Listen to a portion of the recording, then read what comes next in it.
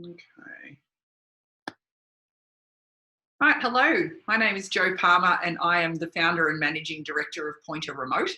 So we're a company that is passionate about supporting businesses and individuals from all over Australia, particularly in rural areas, to leverage remote work. We support businesses to grow their team and individuals to re-enter the workforce or to upskill in remote. We also work with communities themselves to support them to attract and retain population and to increase economic development in their area.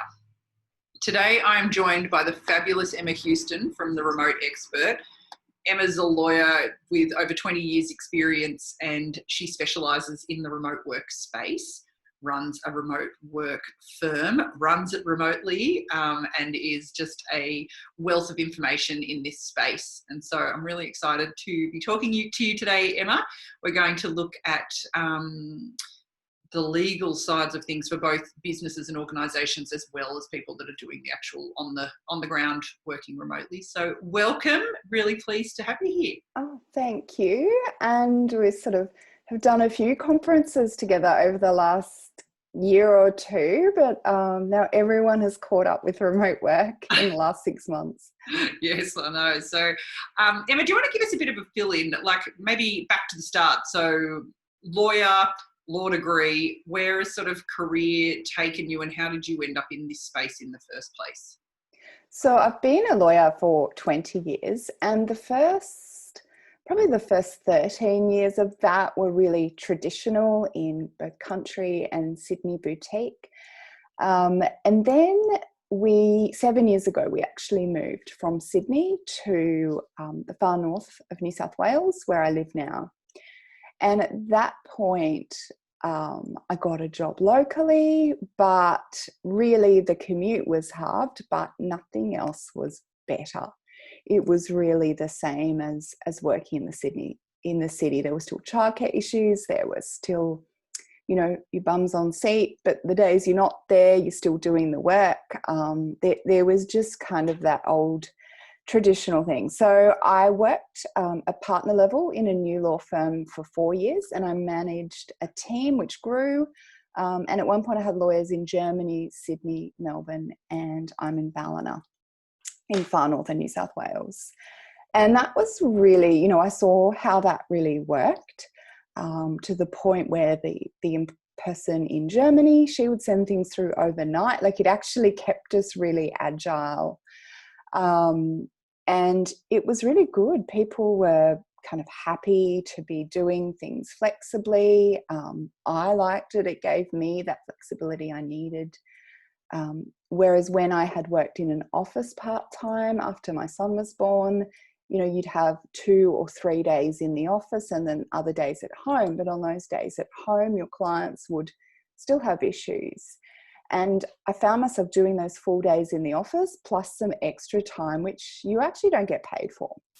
So, this resentment kind of bubbles away and all of a sudden you're there. But with the remote thing, it is actually a lot more flexible. You can keep track of your hours and truly do have that balance.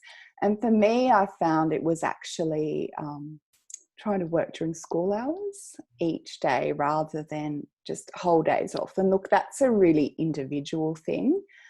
And this led me to write the Tracksuit Economy in 2018, which is a book about working productively and effectively from home. And some have asked me if I've had a crystal ball at the moment because all of a sudden, the 15 case studies in there, the 31 tips, people are sort of talking about them like they're new. And that book's been around for 2.5 years now. And the thing is, when I wrote that, I was looking around from a legal and insurance perspective, and I realized that there was actually no one talking about this space. And there are some specifically kind of interesting issues that crop up. It's not the same as working in an office. And it's really interesting to be looking at those. And we're seeing a lot of those in action now with COVID. So in early 2019, I started The Remote Expert, and it's a virtual law firm. And I now have a remote team, and actually a hybrid team, because my husband works here with me, but we have team members on the Gold Coast and in Sydney. So that's pretty exciting, and it's been a really interesting time. I've spoken to a lot of people in the last 6 months about all of a sudden, one day they just had to send their employees at home. At first they were saying, oh, we can't work remotely, but then they tried it and they realised they can. And there's been some really interesting things around time management, but also some things around, how do they know their employees are working? How do they actually manage the hours? And some employees are becoming overworked. So it's very interesting to sort of unpack those issues. And that's what Jo and I are going to be chatting about today, plus any questions in the chat from anyone. So if you've got any questions, chat away there.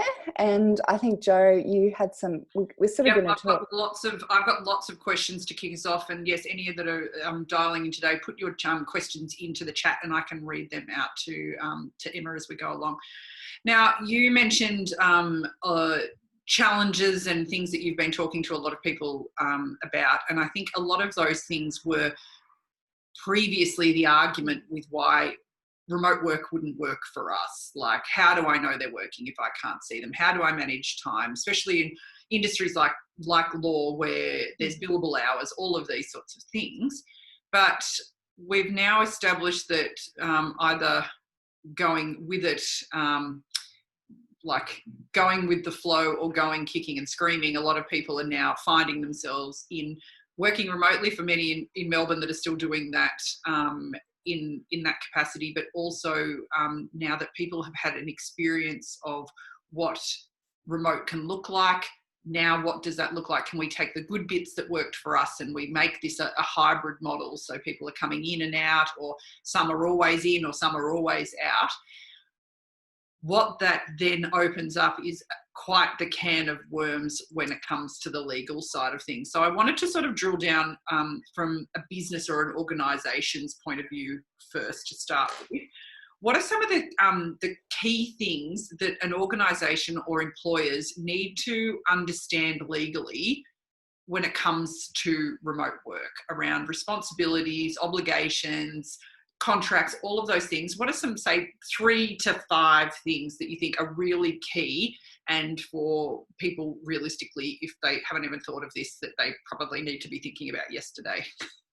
Yeah, and it's not a case of here's a laptop, let's go. And that's actually what happened with COVID, which is fine. But to think about organisations I know of that got a remote work plan in place, it sometimes takes 1 to 3 months to get sorted out. Whereas with COVID, people go, let's go. And then, I know there are companies out there who've been surveying their staff, saying, do you like it? And it's been a mix of, yes, we want to keep doing it. We want to keep doing it some days, but I'd like to come into the office some days. And there seems to be a real trend, especially with people cutting costs in COVID, of companies saying, well, actually, I want to have hot seats and I want to reduce our huge commercial rent by downsizing premises. So because of that, and because now we've got the luxury of planning rather than pandemic panic, we need to look at things like work health and safety issues. So where are they working from at home? Now in COVID, you sometimes saw flatmates all together around the dining room table, but there are some real confidentiality issues there. There are also some real work health and safety issues if things aren't set up correctly. So ideally you want a separate space, you want to be able to lock up confidential information, you want to be, not to have people just walking past or have access to that workspace. In COVID, for example, that wasn't always going to happen because people were homeschooling, everyone was there. But with school back, not in Victoria, I'm sorry people, but hopefully soon, you're going to have a lot more of a chance to sort that out. So what you should do is look at a work health and safety self-audit, to look at pictures of the workplace, to assess risks. Some companies actually send a physical person out there. Clearly during lockdown, that just wasn't practical. It's also quite cost prohibitive if you have a lot of employees or they're a long distance away. So this self-audit's quite a good way to do it. Also look at insurance. So check your workers' compensation insurance as an employer allows you to have workers from home. Now, as employees, your workers are covered regardless of where they are working.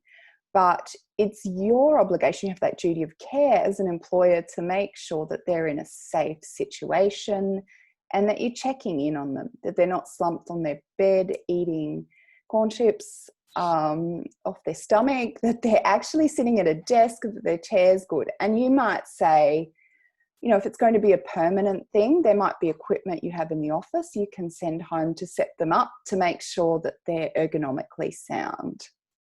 You might also get a copy of each employee's home and contents insurance to check the public liability insurance provisions, because you want to make sure there is some sort of provision there that's going to take up where your workers' comp ends. And certainly at the moment, I think overwork and mental health issues with COVID are sky high. So to check that, you know, have that daily check-in and check that people aren't overworking, because it's easy, you've got all this time without the commute, but if you spend that at your desk, then that's not healthy. And actually that's when mistakes get made. So it sounds counterintuitive, but as an employer, you might want to stop them working that extra part, because that leads to burnout. Then that might lead to some mental health stress leave, sick leave, all those types of things. And the other big thing is how do you know if they're working? So if you've just got a timesheet, then that's really difficult to gauge. But if you've got results-based output, so if you're giving them tasks and that's what you base the output on rather than just time, then that can really flip the thinking around that. Yeah, that's really interesting. I guess I think sometimes that, like, that whole concept of if you're not on a job site or doing something where your employees are physically on the tools. So a lot of industries obviously are used to high-vis and hard hats and all of those sorts of things. And previously, if you had everyone coming into an office space, that there was the general overview of insurance and work health and safety and those sorts of things in the office. I know that having people working from home has been a bit of an opening of cans of worms, but this sort of the challenges and issues that come up are not new either. You've got some stories about, would you be able to fill us in on a couple of, say, examples of where an employer has been liable for something that's happened at home and the incidents that were involved with that? So I've got 3 examples, and they've actually been cases before the court. So there's 2 that were held where the employer was liable and 1 that wasn't. So the 2 that were held liable the first one was a Telstra employee, and she went down the stairs to lock the door after her son left for school. And coming back up the stairs, she had a coughing fit, fell over and cracked a rib. And the workers' compensation insurer tried to argue that she was going up the stairs. She wasn't in the room upstairs, the spare room where she had her office. She was locking the door after her son went to school. It shouldn't be covered. But her employment contract actually said as part of the remote work, she was to keep doors and windows locked while she was working. So she was actually going down to lock the door when her son went to school. So that was part of that. And interestingly, about 6 months later, she had another coughing fit, fell down the stairs going to get medication. And that was also held there because she was getting medication to help her while she was working. So she's quite unlucky with those stairs, and maybe a single-story house might be better, but she was certainly covered. And the second one was a guy who was actually a truck driver, and he was on call. And he'd missed a couple of calls. I don't know that he was the best employee. And his boss had said, right, you have to answer every single call. And he was actually in the shower. He lived in far north Queensland after a hot day at work, having a shower, and the phone rang while he was in the shower. So he got out of the shower, put a towel around him, ran along tiled floors and slipped over. And that was actually held. He was doing what the boss told him, to go and answer the phone no matter what. So that was covered as well. And he wasn't I suppose a truck driver is a remote worker because they're out and about, but that was even not an office-based kind of job. So it covers all occupations. And the third one that wasn't covered was a journalist with the ABC show Compass. She was working from home one day, went out for a bike ride at morning tea to get some fresh air, and she fell off a bike and hurt herself. And she wasn't actually covered because they're saying, well, you're entitled to a break, but that wasn't part of your work day. So the really interesting question is, what is part of that work day and what's covered? And so is that going to be a case by case for per businesses? So this is, I suppose, a segue into that this does need some pretty serious I guess, contracts and paperwork and things around this. And I guess that what the company has to come up with this concept and the policy and what's in and what's out, and then sort of get everyone signing off on it. Is this where people, I guess, are finding themselves getting tangled up because there's so many things that what does this look like? There are, and then you sort of got to look at the contract and when are the work hours? Are they 9 to 5 or do you have some level of flexibility? Like I did when I used to work 3 days over 5. So you need to look at when your core hours are and what those duties are. It also really helps as a company to have work health and safety checks, so pictures of the workplace, knowing that you've made your employees aware of, say, Beyond Blue websites, have a first aid kit, don't have trip hazards. And I see we've got a comment from Janine asking if we would recommend a company policy specific to working from home if your organisation employs remote workers. And I think the answer to that is yes. This is it's like a big jigsaw, and this is another piece of that. So what would you do, for example, should they have children at home during childcare, things like that? Thinking about what you would allow with your company. If you're flexible, are there certain dedicated hours you have to be available on the phone for client calls?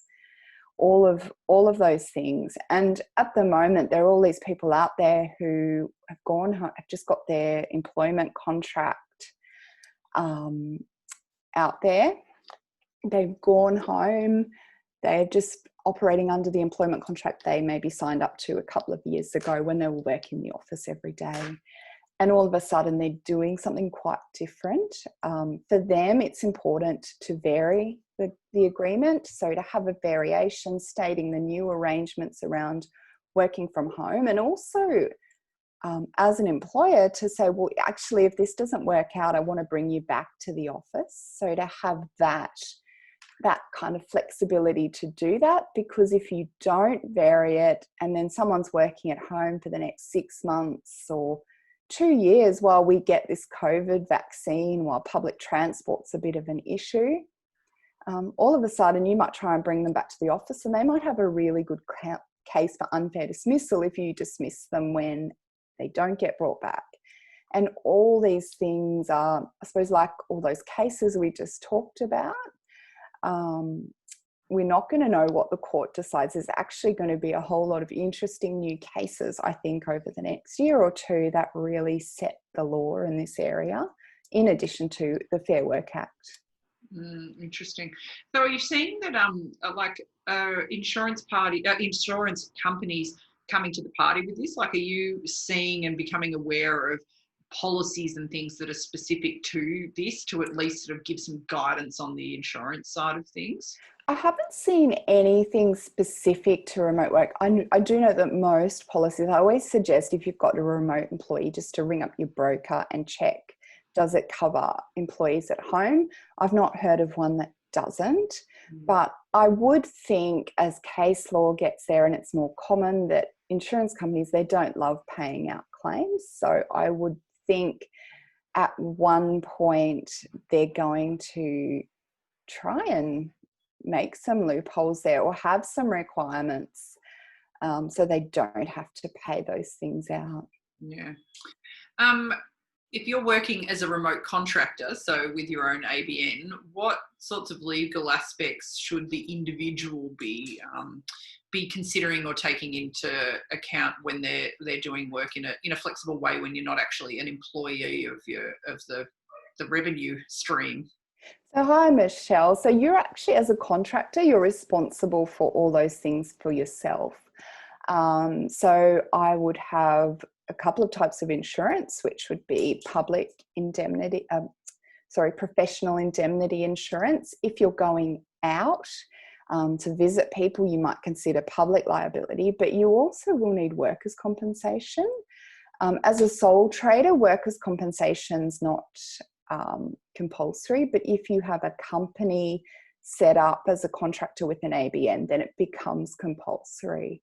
But you might even consider it's not a bad idea to have it, because what happens to you as an employee or yourself if you can't work and you lose your source of income? Because as a contractor, you don't have that sort of annual leave and sick pay and that kind of thing. Interesting.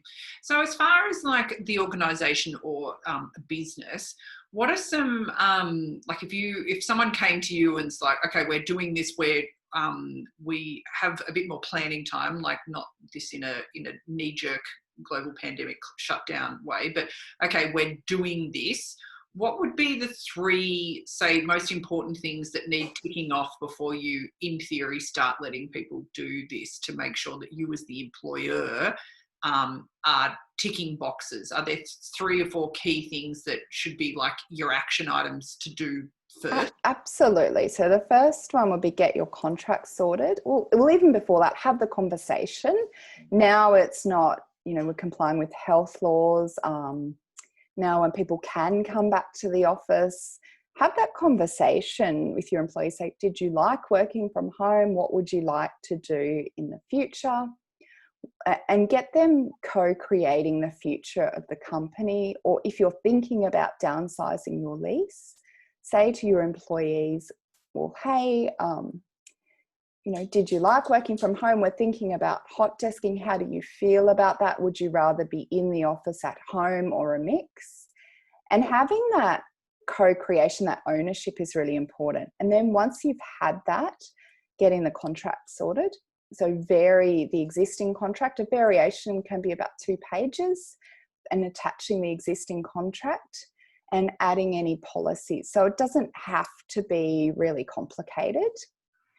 And then looking at when they're home, looking at their space.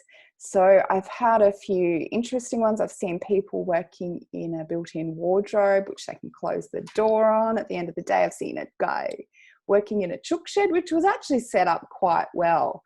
But you really want photos of their audit. And if it comes back and you see they're in a wardrobe and they've got no space, or they've got really bad posture at their computer, then you want to say to them, look, actually, I think you should do this.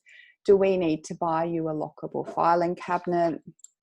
I'm going to give you $500 as a grant to get some furniture, to get your computer set up properly, to take action. Look, then you can't physically go and make them do it, but if you've raised these things and told them they should do it and then they still don't, at least that puts you, an employer, in a stronger position. It also, as an employee, it's really beneficial to know that your employer is caring about what happens with you. And as an employee, I think you should ask for things if things are uncomfortable, and it could be fixed with a light. I know GeoShield, they bought all their employees. They noticed in Zoom calls they couldn't see them. Some people were in really dark rooms, so they bought them all sort of a $40 or $50 light, and it just improved that team morale. So it doesn't have to be expensive. And I think too then... Can I interrupt you there? Sorry. Yeah. Thinking about as far as, is there around ergonomics or things like that, as far as desks and chairs and all of those sorts of things, is there an obligation for an employer to provide that? Like an ergonomic chair and desk and things? Like, do they have to shell out for every employee that's then working from home to buy new stuff? That's a work health and safety obligation. It's a really interesting thing around, so there's no statutory obligation, but they do have to make sure they're there. So you might, as an employer, negotiate with a new employee, look, you supply all those things. That's part of the trade-off of working from home with flexibility. And a lot of employees are happy to do that. They can claim on their tax, which I think this past tax year was 80 cents in the dollar because of the remote work from home deductions. It's not like that every year. But then there are other employees that sort of, the employer might say, well, actually, we want this person to feel really welcome. And if you've got one or two and you're not a brand new company, then that could be something that works really well for you. But if you've got 300 employees, that could be quite difficult. So it would really be a case-by-case basis, but you do need to really keep that in mind. And certainly if you've had a big office and you're moving remote, you might have that stuff sitting in your office. So it's a matter of getting it to your employee. It's probably not even a matter of buying it. So I think just think creatively around that. You don't have to drop bundles of money, but you want to make sure someone's safe and comfortable. And you also want to set performance metrics. So think about, is it an hourly rate thing or is it actually a bit more fluid, because we understand that people have been homeschooling, that people have kids at school, so they might want to do a couple of hours in the evening. It just is the way, and have that conversation and check in with that person that's working. So check in regularly. And by regularly, I'm talking daily in terms of daily contact. Have something like Slack or Trello or I think Monday. There's all sorts of things there around team management. Yeah, awesome. Flipping over to sort of the individuals, like we've talked about, what like a remote contractor with their own AB and some of the things around that. But what if we go back to, you sort of touched on that concept that trying to get people back into the office, or there's the organisations or the managers that have just sort of held on and have just smiled and said, okay, yes, I'll just deal with this remote work thing until, okay, we've got to go ahead, everyone comes back in. What are your rights or your things that you can leverage as far as being an employee to actually request to work remotely? Have you as a worker got rights to actually sort of govern where this goes moving forward if the manager in particular is not that keen on doing it? In certain cases you do. And that's under the Fair Work Act. Section 65 talks about certain categories of people that can request it. And they're people who are parents or have the care of a school-age child or someone under school age, a carer, someone over 55, someone with a disability, someone subject to family violence. But the business can actually reject that on the grounds of reasonable business case. I would think that the grounds of reasonable business case are probably shifting slightly with COVID. We have seen what's possible. Before I'd hear things like, oh, we can't let you work from home. It's not secure to get calls on your mobile. You've got to come in and have the landline. Just things like that, there are ways around that. But during COVID, that sort of went out the window. And so I would think the reasonable business case test is gone. And now when you look at, for example, is someone with a weakened immune system, have they got a disability? You've got with COVID, it's actually a really, really different kind of landscape. And the legislation perhaps doesn't cover that yet. I guess this is what you were talking about. This is where there's going to be lots of changes and interesting cases in the coming years that will sort of, I suppose, start then setting a precedent from where to with that. But as far as like around even just some advice around the language or the conversation, like have you got any tips about what negotiating that flexibility might look like? Absolutely. So I think it's important to put yourself, as an employee, put yourself in the employer's shoes, because you've got rights as an employee, but the employer has a business to run with lots of moving parts, and the reality is they're not going to be in business unless they're making money, and they wouldn't have a business if they weren't wanting to make money. So you've got to my tip is to put a business case to them why you working from home is actually more beneficial to them. So that could be around efficiency. No commute means you get more time to do things. You could use any time you've spent during COVID working from home to show how actually your efficiency or your billing increased. All those sort of things, just to put that case and show that perhaps not. And there are some cases and occupations that are very much face-to-face occupations, and that won't change. So you've also got to look at with a business how it's going to affect other people in your team. So is you working remotely going to mean a change for another person in your team that's unfavourable? Because they're the things that employers need to consider. Interesting. So we talked a bit like about the obligations and the responsibilities as far as the employer for that, but what sort of responsibilities lay with the employee, like the actual remote worker, when it comes like around the legalities of doing things this way? So I think with an employee, you've really got to meet your employer halfway. Let them know if something's not right.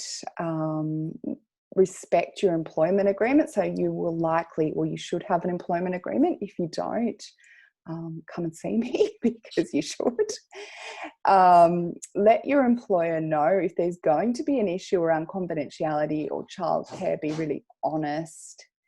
And let them know if, your chair's not right or your computing monitor's not right. They might actually have a monitor in their office that you can have, or get you one. If that's going to mean you so much quicker, then they're probably going to be willing to do that. And if they ask you to do a self audit, do that. If something has changed, so if you move house, let them know. Let them know if your address details change, all of those things. Let them, and certainly when you're on calls with clients. So I know this has come up with some things I've been doing for companies that have started doing telehealth or professional services calls. There might be some etiquette around doing Zoom calls with clients and confidentiality. So you've got to really meet those policies, provided they're reasonable. It is only fair to meet those policies. What sort of things, so if I'm working remotely for my employer, what sorts of things do I need to have in place to make sure that I'm doing everything right? That's something you've touched on some of these things. Is there anything else that you should be flagging that is, I don't know, so that you're not putting them in at that meeting the halfway thing? That's anything that you should be highlighting as the employee to your boss if it's not happening in your arrangement? So I think you need that work in contract or your variation to make sure that you know what your expectations are, because if that's not being communicated to an employee, then it's going to be really hard for them to follow that. So if something's not clear, just ask to get it in writing. Ask if there's any policies. So you might have access to an employee handbook online. So if there's a problem, that you know who to contact, you know how to contact them, and you know what their response time and their process is going to be.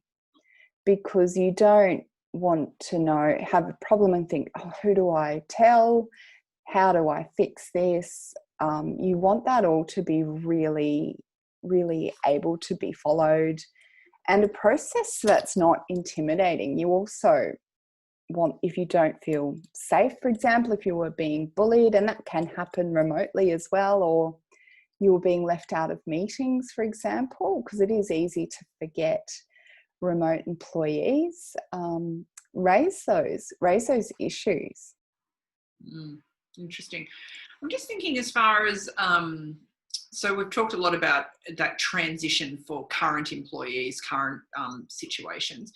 When you're in a situation where you are bringing a new employee into your business and they're doing it remotely from the start, what are some tips that you've got for businesses that this could be their first fully remote employee? What are some of the things that that you need to consider differently, even right from the start? Like, is there some things that, well, again, that you can't ask in any sort of job interview, but I guess things are a little different now in that, so say if you are employing someone that's going to work completely remotely for your organisation, can you as an employer ask about things like childcare arrangements? Can you ask about who else is going to be in the house and those sorts of things? Like, can you legally ask those things? And if so, yay or nay, but and is there other questions that would be worth asking to sort of actually moving forward, make sure that it's a good fit? Look, I think so. And also ask them, but in a way that, look, this role is, these are the hours. It's our company policy that you have childcare or school while you're working. Is that something you've got arranged, or can you arrange that? And ask, sort of talk to them about confidentiality and ask what their situation is. To be a bit more diplomatic around those things. And certainly you can't ask if they're planning to have more, that's a bridge too far. Are you planning to have more children or children? Like, that is illegal. You shouldn't be asking that. But certainly you can sort of ask, well, when are you available, and that kind of thing. Because I wonder around that concept of kids at home is a really big challenge, and especially for rural and remote Australians who might not have access to daily childcare. Is that something that an employer could find themselves in a sort of bucket of water as far as like discrimination wise, as far as if someone doesn't have access to adequate childcare, that they will be working with children involved at somewhere?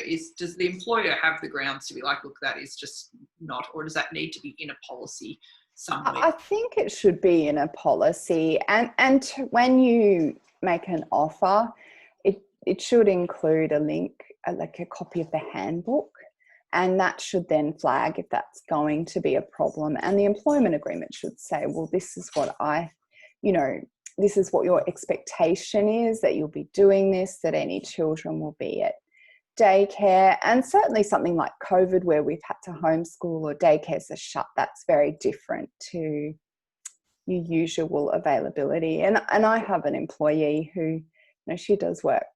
She works 2 days over 4, and she does do work while her son has big long naps. So, and I'm okay with that because I know what she's got on. She checks in with me about her hours. So that's okay. And I trust her. She might answer an email while her son's there, and that doesn't worry me. But if he was there all the time demanding her attention, and she was on a call and he was interrupting them, that would be really different to answering the odd email. So I think it's important to be really realistic about it too.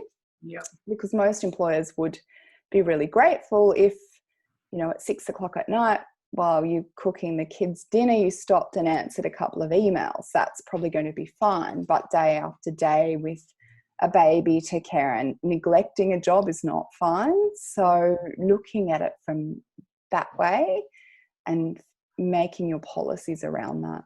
Yeah, interesting. Well, have you got anyone that's dialed in today got any further questions for Emma at all? Or Emma, is there any other things that you would like to talk about before we before we sign off, it's been really interesting, and I always get almost overwhelmed every time I talk to you.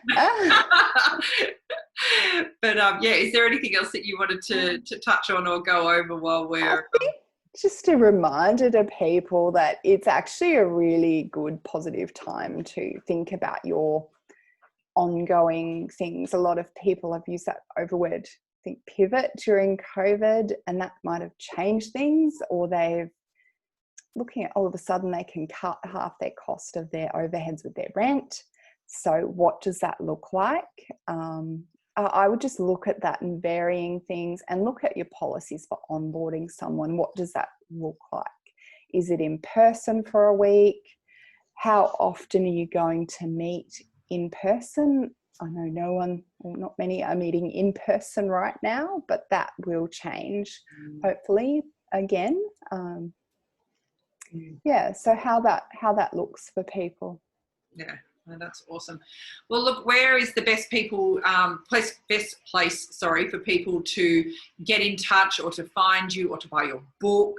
Where should people go to get in touch? Head over to my website, www.theremoteexpert.com. I've actually got a remote work hub which has 6 free videos to look at. It's got a guide about remote work and legal requirements, and there's a link to my book on the bottom of that page. There's also a shop on my website which has template policies and employment contracts, contractor agreements for remote workers, all those things we've been discussing, work health and safety, I was going to say WHS, but yeah, that's the lingo, audit, all those things we've been talking about today. Unreal. Okie dokie. Well, look, thank you so much for your time, Emma. Very insightful as always. And yeah, lots to think about for both business owners and for individuals that are doing this remote work thing. And viva the remote work, huh? Thanks, Megan, for your comment. Thanks very much, Emma.